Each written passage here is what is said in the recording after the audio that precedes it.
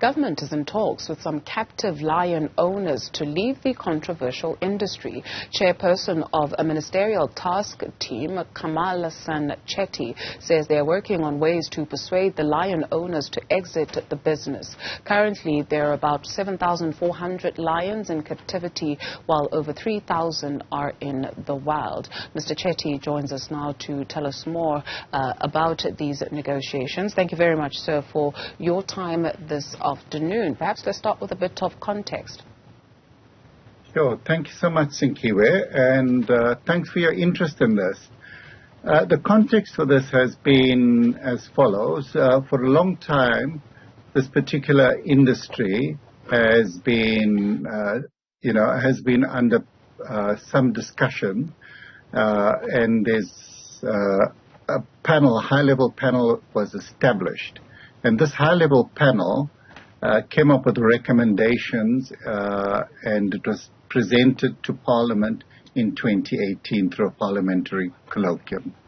So at this particular panel recommended that they phase out the captive lion industry, phase out its derivatives and stop the sale of derivatives, tourist interactions with captive lions, and ensure that there is, we move away from this particular industry into an industry that I think will support the South African economy, particularly that of wildlife, sustainable wildlife tourism and biodiversity in South Africa.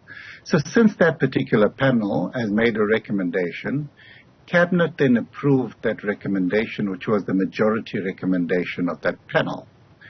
And since then, at the end of last year, the Minister established a task team. The functions of this task team is to look at ways of encouraging owners and facility owners in the captive lion industry to voluntarily exit from that industry. So that's primarily the task of what we are doing in this task team. And how's that going? You argue about the profitability or the economy benefiting.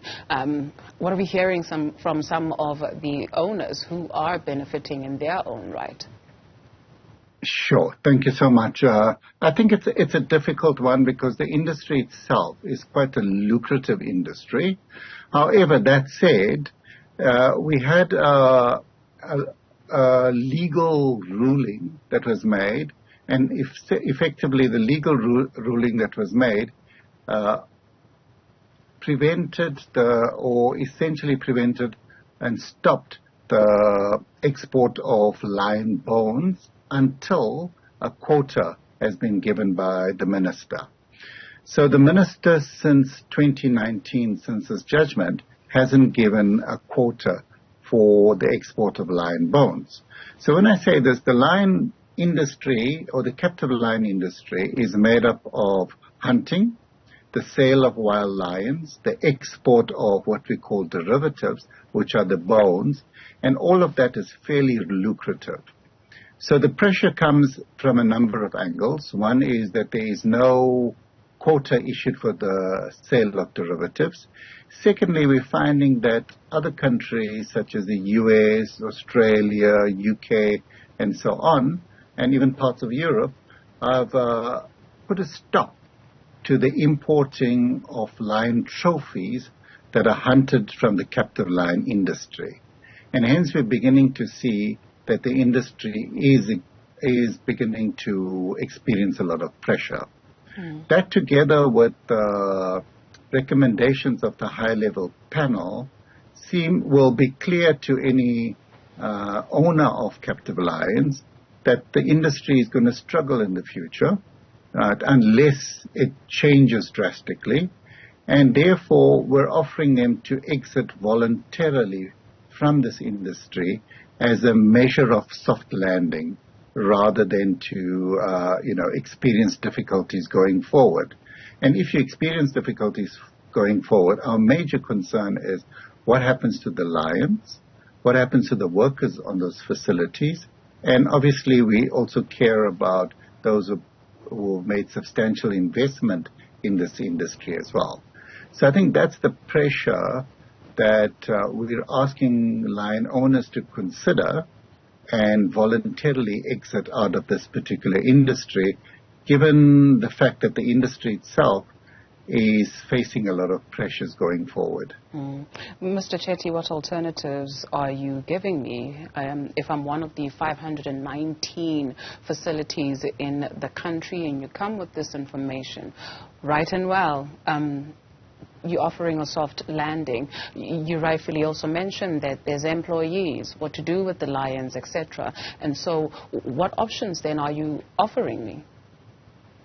Okay, there are a number of different options, and while I say that I'm speaking in general about the options, what we would look at is a case-by-case basis. So that's why we're asking the lion owners to register, and then we have a confidential discussion with them because it's a very competitive industry in that regard.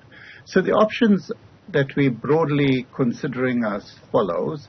One is with the lions, we may consider relocating those particular lions into what we call safe havens, where those lions will be kept till the end of their lives. There will be no breeding in those facilities, and there would be, the animal well-being will be catered for.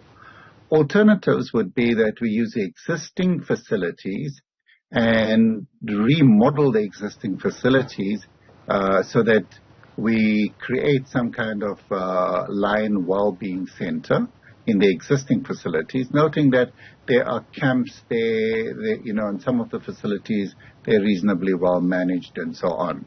So those are the options, but in preceding the options, we will also support them with veterinary care to ensure and to evaluate the lions, particularly those lions who have been compromised health-wise, and where a wildlife veterinarian, a professional wildlife veterinarian, suggests that those lions should be humanely euthanized, then those particular lions, to prevent them living their lives in pain, we may consider supporting the euthanasia of lions.